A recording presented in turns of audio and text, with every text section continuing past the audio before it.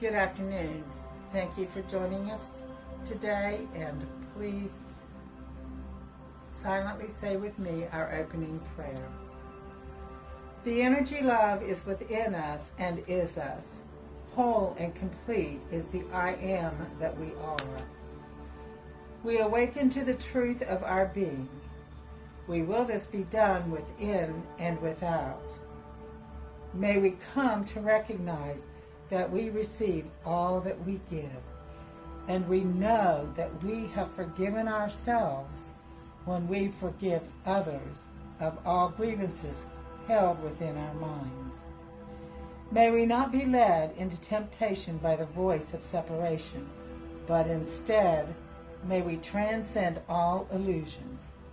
For ours is the power, the peace, and the love of Christ consciousness found within each of us, who is but the perfect extension of the one mind and heart that is shared by all, and is our birthright as the holy extension of love itself. And our affirmation of faith: we believe in one God, the author and energy of all life, whose love sustains the universe and all things found within it. And our 5 Christ principles are: 1. There is only one energy in the universe. That energy is love, at all times active in everyone, everywhere. We are the divine energy of love, and that energy is found throughout the universe and in all things, whether seen or unseen. 3. We create our experiences by what we choose to think, feel, and believe, thereby establishing our responsibility for our own choices. 4. Through opening our heart center, we connect with the energy of love and bring out the Christ within us. 5. We express our desire to be of service when we live and demonstrate Christ consciousness in all our affairs.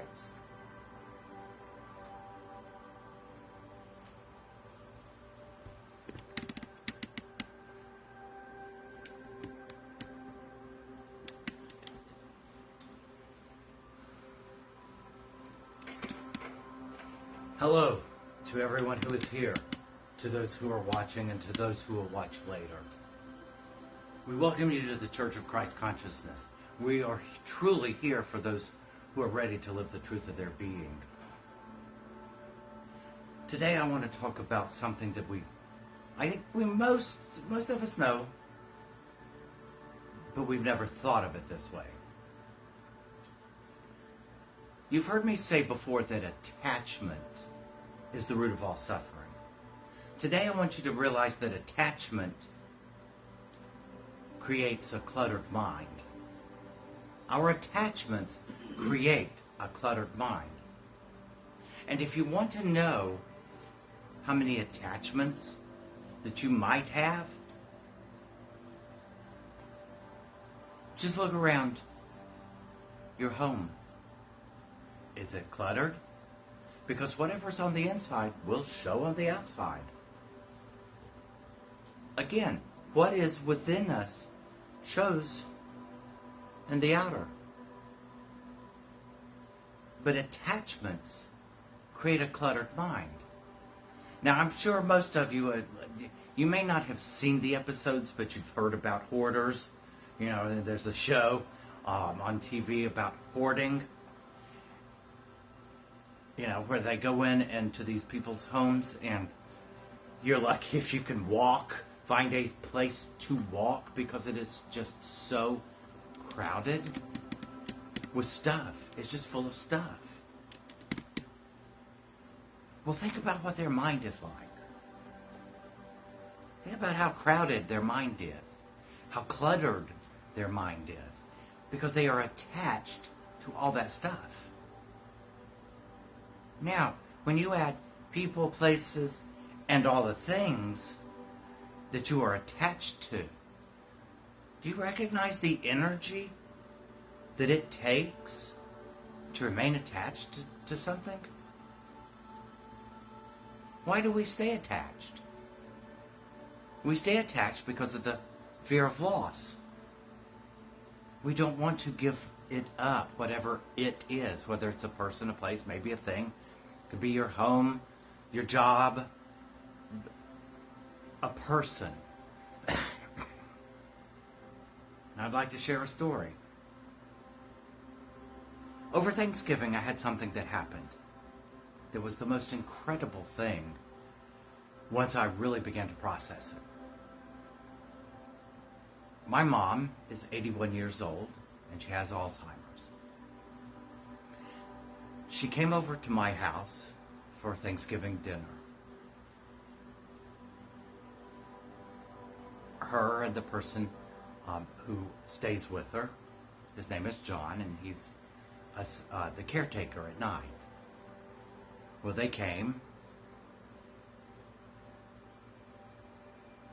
and I was talking to her as best I could, and I realized anytime I brought up something from the past, I could see her almost shut down. Because to her, that she cannot access or the past at all. And she had forgotten that two of her children, my brother and sister, had passed away. She wanted to know if I had heard from them. And I just said to her, I said, "No, Mama, don't you remember? They died. They're both dead." And I remember her going, no, you're wrong. I just spoke with Bonnie yesterday. And that it really did throw me for a loop. Well, every other week, I go stay with my mom to help take care of her.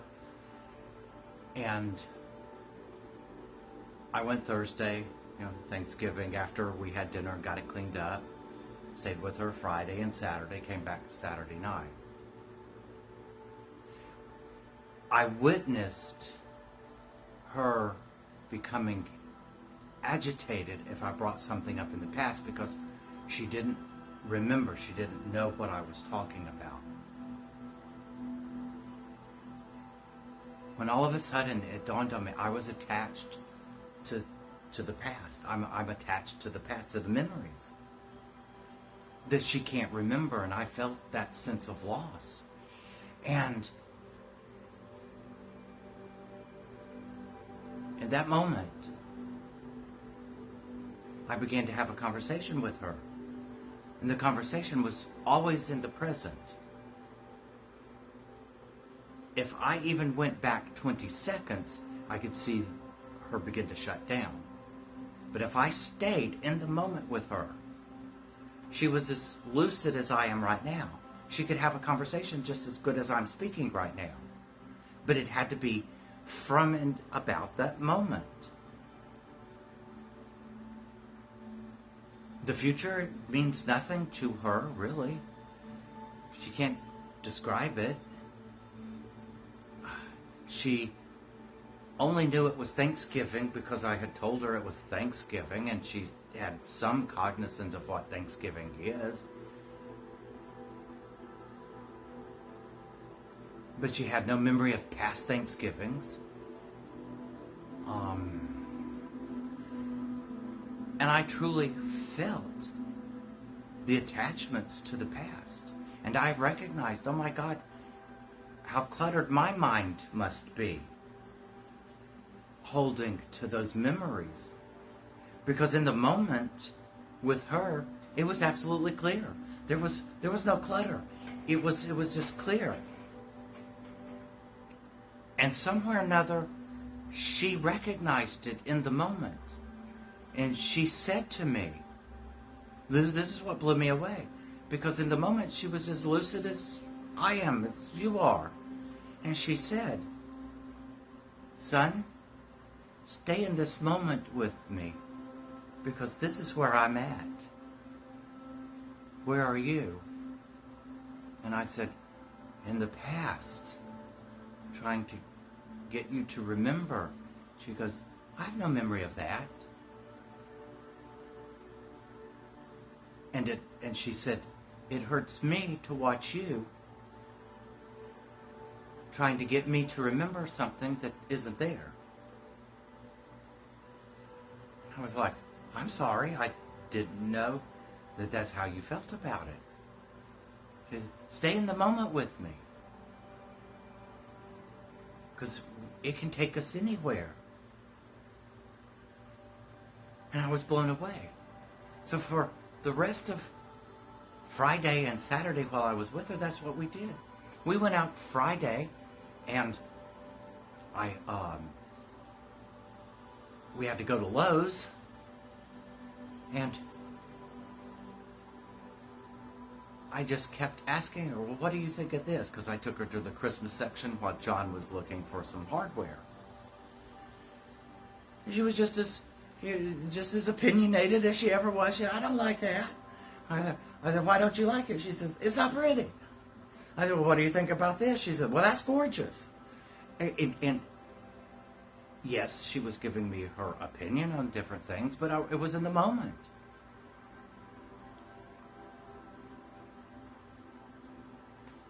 And as long as, again, I stayed in the moment,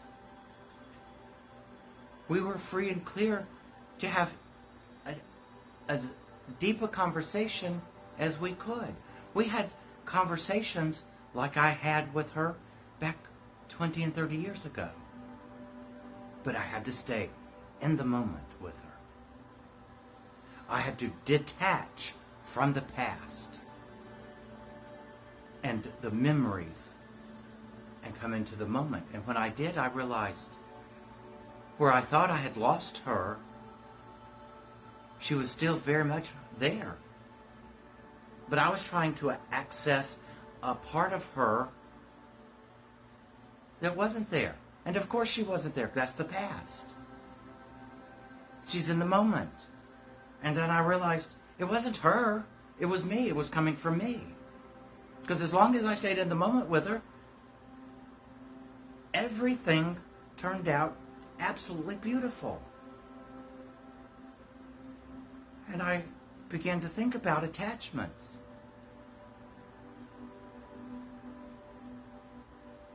And I have a lot of Christmas decorations that I was given from her, that I will admit that I am attached to because of the memories. I remember when she put it out for the first time, and I remember when she gave them to me. And that is what was cluttering my mind. And I have spent the better part now of a week decluttering, cleaning up, letting go of the attachments. And I heard someone say last night, if you can't let go of the attachment, throw it away.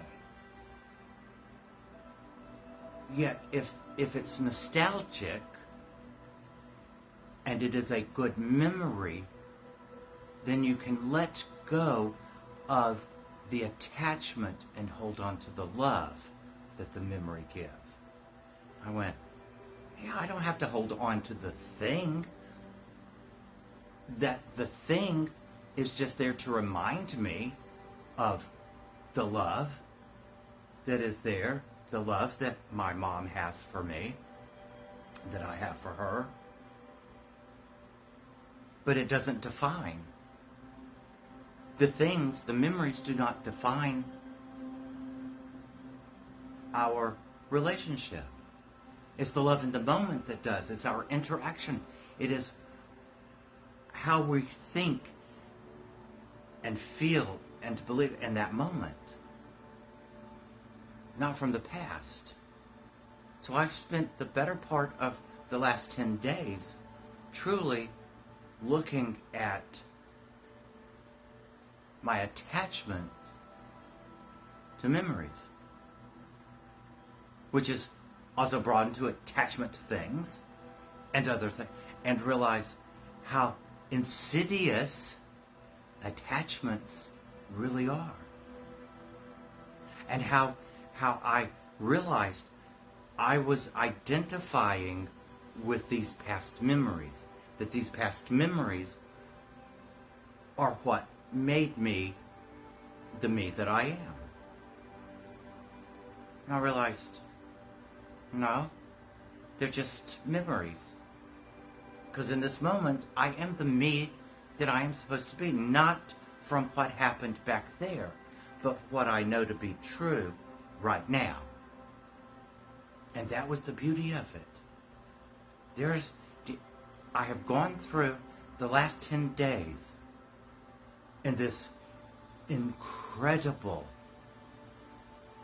almost cloud-like, walking on cloud 9 state. Because the more I detach from all of that, the freer I am in this moment. And then I remembered one of the very first scenes in, Scrooge, A Christmas Carol. When Jacob Marley shows up with chains almost a mile long, just carting the chains. And if you go back and read the book or watch it again, you'll recognize what he says those chains were. But do we recognize that our attachments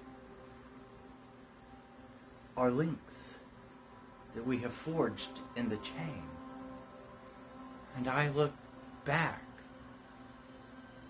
and there's so much in the memories that I am attached to back there.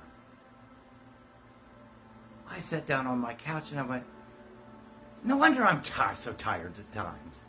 I must be carrying a chain 10 miles long.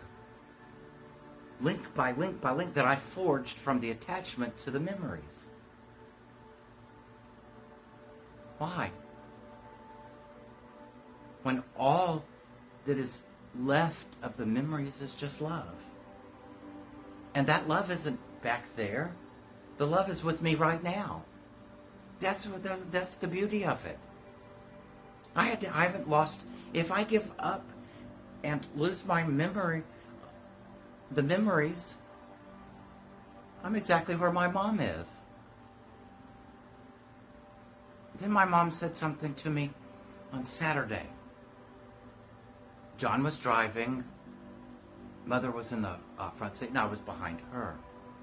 And I had asked a question. I don't even remember what it was at this moment. And she said, son, let me ask you a question. I said, okay, Mama, what's the question? I had no idea. I thought it would be something a little off the wall. And she said, you know all those memories I have forgotten? I said, yeah. She says, you know what I haven't forgotten? I said, what's that? The love. Because I feel it right now. It's always with me. I may not remember exactly what happened, how it happened, who was there. Does it matter? Does it really matter, son? Because I'm happy, and I feel the love right now. I'm grateful she couldn't see me because I had to pick my jaw up and every tooth that had fallen out of my head at that moment. Because I thought, my God, that's what we're all asked to do, is to be in the moment in the love. And the love that was from the past memories is always with us. I don't have to remember who was there, what was said, what was given, what was done, where we were, how it happened. That's the garbage. That's the attachment. The love was the gift. And in the moment, the love goes nowhere. And I realized in that moment, sitting in the back seat, that love is what I add to the memory. Not the circumstance, not the picture that's playing out.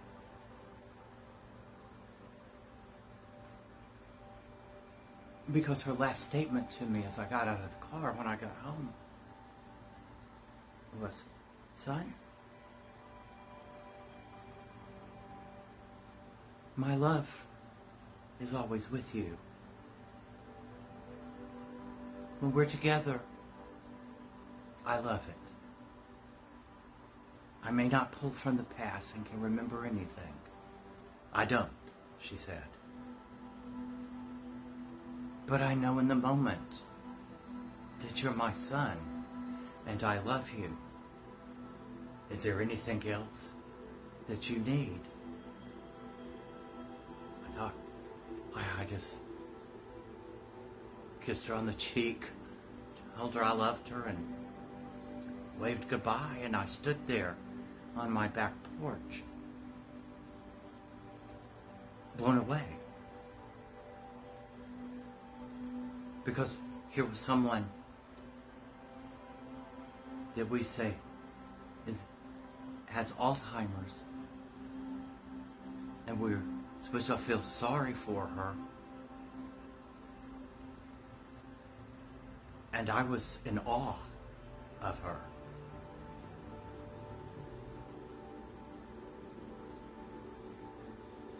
And what I realized the take-home message was from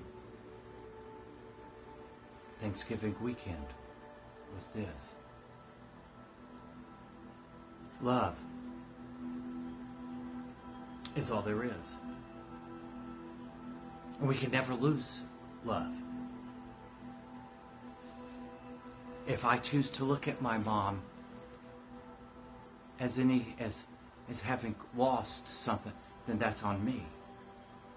But if I see my mom as my mom in the moment, always remembering in the moment the love that she has for her son and that her son has for her, there's nothing lost. It's always there. It's always there in the moment. It isn't the moment that walks away from me. I'm the one who walks away from it. It is me who must bring me back to the moment, into the now. And I will share this one last thing.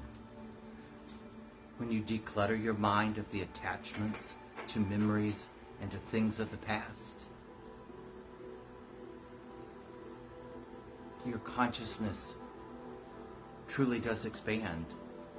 And there's just more and more, because you're not bound back there.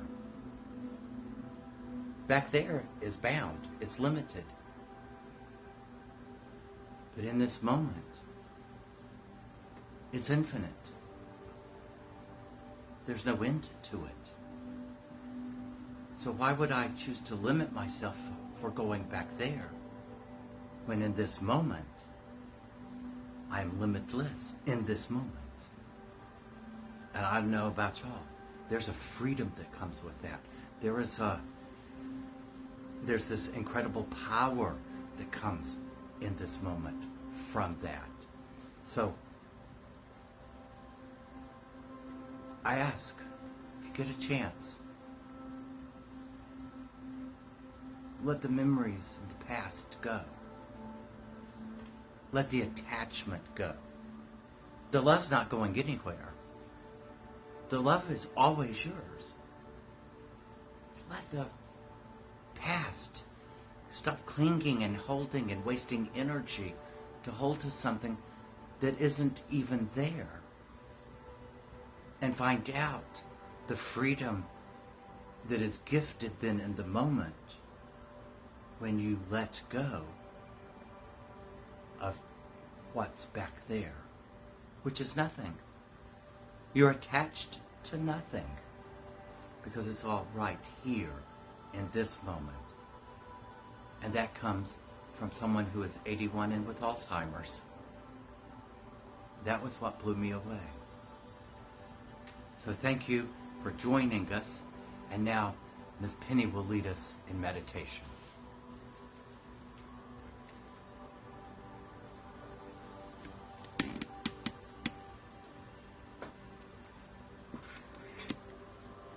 I'd like to take just a moment to remind Eddie that his mama, in the clarity of her Alzheimer's, has been giving him such wonderful, wonderful spiritual messages.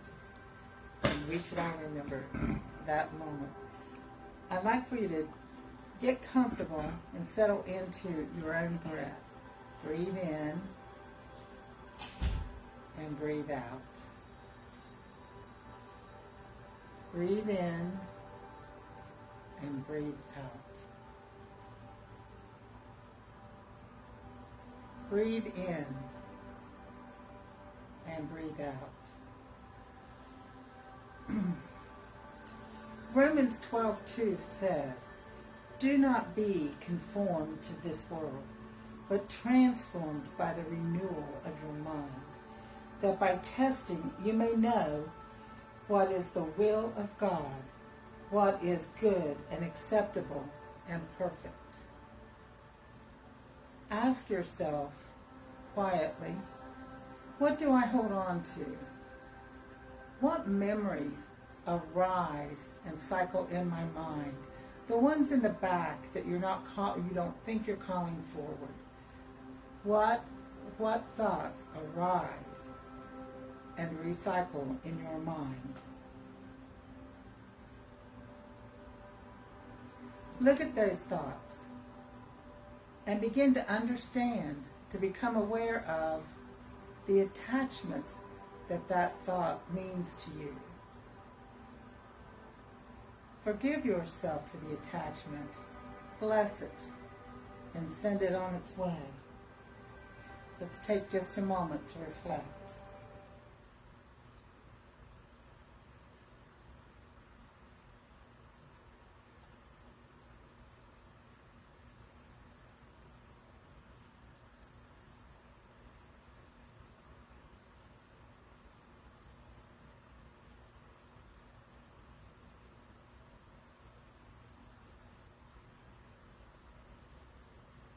And as we move forward with this day, let's look upon the world with a renewed mind, free from attachments of the past, free to see the beauty that is in this moment.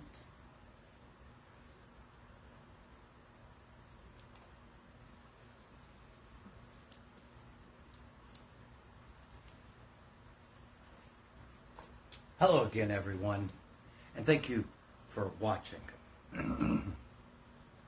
I'd like to begin to let everybody know that our Christmas Eve service, so Sunday, December the 24th, our Christmas Eve service will be at 11 o'clock. And Marvin will be playing a lot of our famous Christmas carols and Christmas songs, all those that we love. And there'll be a short Christmas message. So I hope that you will mark on your calendars and join us. And if you would, please say silently with me our closing prayer. Divine love, through me, blesses and multiplies all that I am, all that I have, all that I give, all that I receive. We give and receive in and from love, for we are that love. Amen. Thank you for joining us, and please join us next week. Have a good one until then.